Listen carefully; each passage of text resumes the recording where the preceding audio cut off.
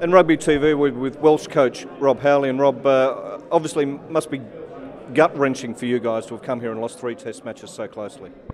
Yeah, look, we're very disappointed. I think that we spoke to the players after the game, and it's 3-0. It's a whitewash. I think it's a harsh reality, but there's a lot of good things in the ingredients of the last 3 games. It's been a fantastic series, as we expected from Australia. They're number 2 in the world, and I think international rugby, there's a fine line in terms of winning and losing, and we've come up short on the other side over the last 2 games in particular. I think that the last 10 minutes probably summed us up when the bounce of the ball has bounced right into touch as opposed to left, and James Hook might have been under the post. But we'll take a lot of credit for our performance, but obviously we're very disappointed in terms of losing a test series, because we felt that we had a great chance to come over here on the back of winning the Six Nations, a fully fit squad, but obviously aware and respected by the Australian side.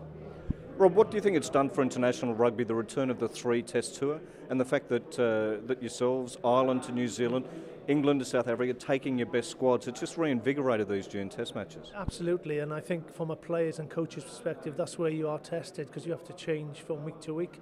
You have to react to what happens in that first test, and it speaks volumes of players, how they bounce back from defeats. And I think that that's the one learning curve we'll take back in terms of, we responded really well from last week. We had a disappointment in Rugby World Cup in a semi-final, and we played Australia in the 3rd, 4th playoff, and we didn't really manage that week and respond that well going into the Australian game. But you couldn't have asked for more of these players. The disappointment of losing that second test, we give the players a couple of days off, and they've come back, they've focused, and I thought we played a lot of good rugby today, and we were unlucky.